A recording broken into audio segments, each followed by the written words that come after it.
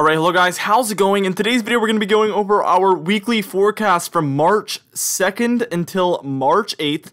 Now, before I get started with this video, though, I would ask that you do subscribe if you do like weather-related content, and also make sure to share this video with your friends, family, and social medias. Now, today's comment of the day is going to be you guys guessing what my favorite movie is, and the only hint I will give you guys is that it's not weather related, it's not Twister. I know you guys would probably guess that one a lot, but it is not weather related at all, and whoever gets the movie which is either exactly my favorite movie, which I highly doubt you will, or whichever one I like the most out of the comments, I'll pick for tomorrow's video. Let's get right into things. So we're going to get into last week's forecast. We always do this to look back and then compare it. I like to keep up with the accuracy so that it's very transparent here. These are very easy to get the results of, so I always do these. Now here was last week's forecast. Warmer for California, warm up there for the north central United States, and then warm for the northeast, and then kind of cold for the south central, southeast, up through the Rockies, and maybe even up through the Great Lakes and a bit of the Midwest as well. Take a mental memory of that. And we're going to switch to what actually happened in 3, 2, 1. And as you can see, I think it did quite well, actually. I'm very proud of this one. I'm trying to figure this out. I think that I was calling for cold there in Missouri and Iowa. That's the biggest thing I have about this one that I didn't really like the results of. I think that I could have done a little bit better there for the Midwest, but outside of that, I think it looks great. Let me know what you think of this in the comments down below, how it did, 1 out of 10, and I would appreciate the feedback. Now, we're about to get into this week's forecast. We're going to first off talk about the precipitation, and then we're going to start talking about the temperatures, and then our special note segment of the video.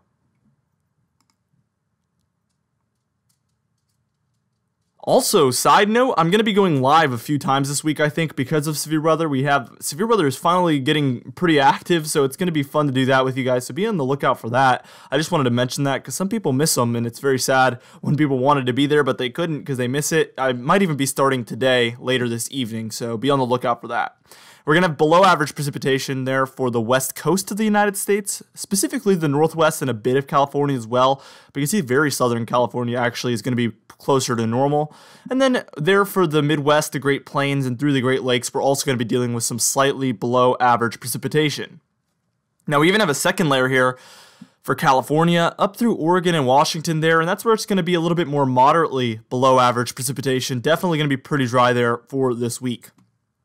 And we even have a second region there of below average precipitation from DC up through Philadelphia, New York City, Boston. So basically that whole corridor, and a lot of New England as well up there. We're going to be dealing with some slightly below average precipitation. I just don't see a really big storm coming through this week, so it's just going to be a little bit less precipitation than normal, but really I don't think that'll be too noticeable whatsoever.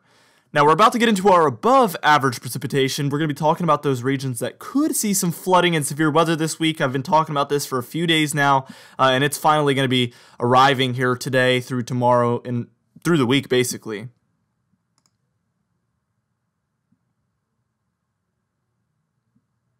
Alright, so to get started, we have our slightly above average precipitation region all the way from Arizona through New Mexico, through central Texas, northern Louisiana, southern Arkansas, then through the states of Mississippi, Alabama, Georgia, South Carolina, and North Carolina, with some regions there in southern Tennessee and then northern Florida also involved. I think the areas closest to the Gulf Coast will be a little bit closer to normal. We're used to more precipitation for the areas closer to the Gulf, so I think that you guys will be closer to normal, but that Gulf moisture is really going to make its way north, so they're going to be feeling conditions that would be normal for coastal Gulf regions up further north and further inland there, if that makes any sense.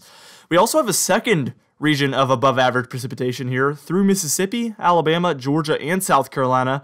And a lot of these green regions are where we're going to be seeing some severe weather throughout the week, like I said before. And we're going to talk a little bit about that in the special note segment of the video as well, which is going to be very exciting. Just to go over it with you guys and let you know, as of right now, we only have some slight risks for severe weather, which is higher than slight would maybe sound. Slight is a little bit more of like a moderate chance of severe weather, and then moderate's more like a high chance, and high chance is more like, well, you're going to see some bad storms no matter what. So it's kind of misleading, but yeah, we do have a few days with slight chance of severe weather.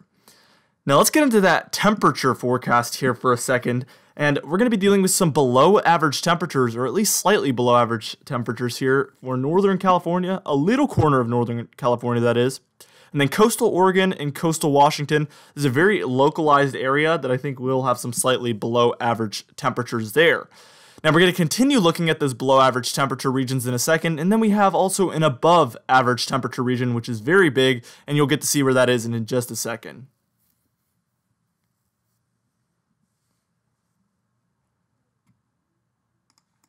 And now for your second region of below average temperatures here, we see southern Arizona, southern New Mexico, and then through western Texas as well. We're all going to be dealing with some slightly below average temperatures, and on paper this will definitely be below average, but you might not really feel it, especially areas out there where it's typically quite warm. It's just going to be a little bit of relief from the heat I expect. Let's get started with that above average temperature region though, and you can see it's very, very large. It extends from just east of the Rockies down through the south central United States and Gulf states. Again, some of the areas where we're expecting severe weather and thunderstorms are going to be warmer than normal here as well. And I think that's going to play into it a bit. The warmer the temperatures and the higher the humidity, obviously the better chance for thunderstorms and severe weather. So I think that's going to really enhance our risk for severe weather there. We also see through the upper Midwest, through the Great Lakes, and then into the northeastern United States and the northern half of the mid-Atlantic there as well. All going to be in that slightly above average temperature region. And I think we're going to have once again another warm week for the eastern and central United States, which it seems like we've had plenty of those to start 2020 already. Let's get started with that second layer of above average temperatures though, and this one's going to be for the Midwest. North Dakota, South Dakota, Nebraska, Iowa, Minnesota, Wisconsin, and even through the upper peninsula of Michigan as well. All of us are going to be experiencing some moderately above average temperatures, and it's actually going to be quite warm for these regions comparatively to what we would normally be feeling this time of year for a lot of the upper Midwest. So we are going to get kind of a week that feels pretty much like spring up there for the upper Midwest. So we should be enjoying some nice, warm, or at least mild weather up there for the Midwest. Now we're about to get started with our special note segment of the video, which is going to be very exciting. We have some severe weather, some snowstorms coming up, so it's going to be very interesting to go over that with you guys.